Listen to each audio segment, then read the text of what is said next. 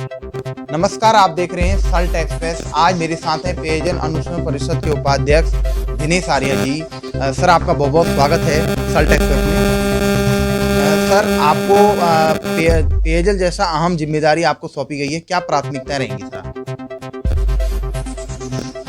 उत्तराखंड के यशस्वी मुख्यमंत्री पुष्कर सिंह धामी जी द्वारा जो प्राथमिकता है कि हम समय से कार्य पूर्ण कर सकें और सब तक शुद्ध स्वच्छ जल पहुंच सके, इसके लिए हमारे प्रयास जारी हैं। सर, हर घर नल हर घर जल योजना तो भले चली है, फिर भी हमने देखा पहाड़ी क्षेत्रों में लोगों के कनेक्शन तो वहाँ लगाए गए हैं, फिर नल सूखे हैं और कई गांव में हमने देखा तो वहाँ टैंकी नहीं बनाए हैं।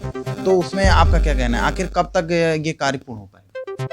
तो उसमें प्रथम चरण में सब हर घर जल हर घर विकसित किए जा सकते हैं, पानी के स्रोत बनाए जा सकते हैं।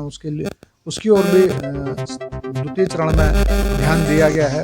जल स्रोतों के संरक्षण हो, उनका संवर्धन हो, इसके लिए भी सरकार प्रयासरत है और जगह जगह पे इस दृष्टि से भी काम हो रहे हैं जहां इस तरह की कमियां दिखाई दे रही होंगी कि जहां जल स्रोत नहीं है या नलों में जल नहीं है, उसको मेरी जानकारी में आएगा तो उनको भी दूर करने का प्रयास किया जाए।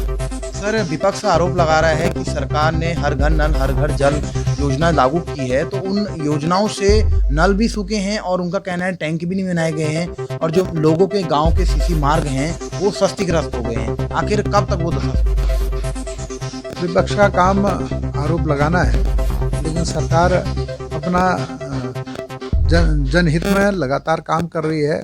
कुछ क्षेत्रों में ये शिकायत आई है कि नलों को बिछाने में कुछ रास्ते क्षतिग्रस्त हुए हैं, क्योंकि एक प्रक्रिया है जिस समय नल पाइपलाइन बिछाई जाती है उसको चेकिंग करने में उसमें ठीक से पानी है, कहीं लीकेज ना है, इस कारण उन क्षतिग्रस्त मार्गों को ठीक नहीं किया गया है।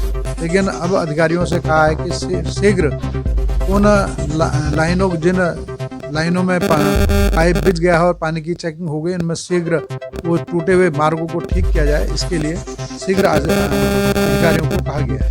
सर, लोकसभा चुनाव 2024 का जो है बिगुल अब बज चुका है और पार्टी तैयारी कर रही है, आप उसको किस तरह से देखते हैं चुनाव को लेकर?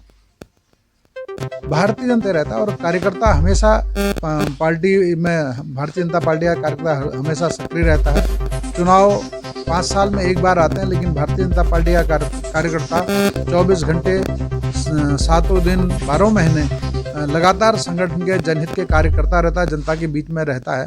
तो चुनाव में आने से कुछ कार्यक्रमों में अधिकता बढ़ जाती है, लेकिन कार्यकर्ता हमारा सक्रिय और अपने बूथों पर पन्ना प्रमुख, पन्ना टोली तक का काम भारतीय जनता पार्टी का लगातार चल रहा है और उस क्रम में 24 का चुनाव नज़दीक है। हमारे तो जैसे मैंने कहा कि लगातार कार्यकर्ता काम करता है, चुनाव के टाइम में कुछ गति बढ़ जाती है।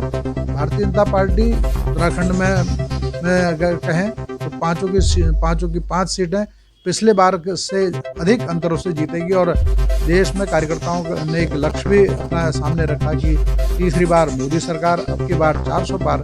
उस लक्ष्य को ध्यान में रखते हुए हर कार्यकर्ता भारतीय जनता पार्टी का पूरे देश में भारतीय जनता पार्टी को तीसरी बार पुनः सरकार बने, ताकि हमारा देश विकसित राष्ट्रों की सूची में आगे आ सके, उसके लिए प्रयास करते हैं। तो सरकार गांव चलो अभियान की जो अब शुरुआत हो चुकी है, उसे किस तरह का आप परफॉर्मेंस समझ रहे हैं, जनता उससे कितना प्रभावित हो?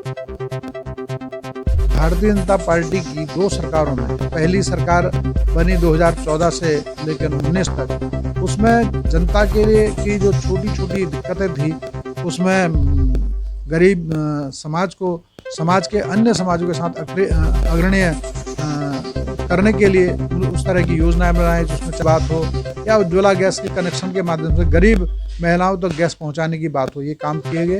दूसरे चरण में भारतीय जनता पार्टी के जो कोर इशू थे, जिन इशुओं पर हमेशा विपक्ष हमारे पर उंगली उठाता था, वो चाहे राम जन्मभूमि का विषय हो या धारा 370 का विषय हो, भव्य मंदिर बन चुका है।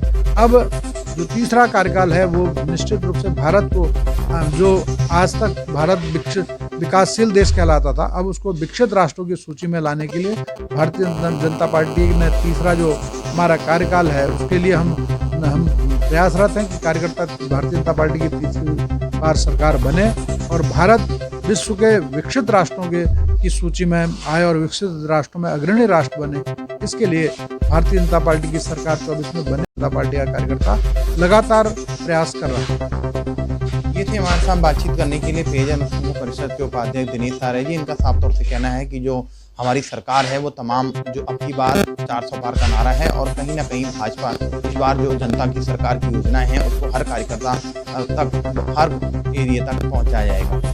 हर छोटी बड़ी खबरों के लिए देखते रहिए सल्टेक।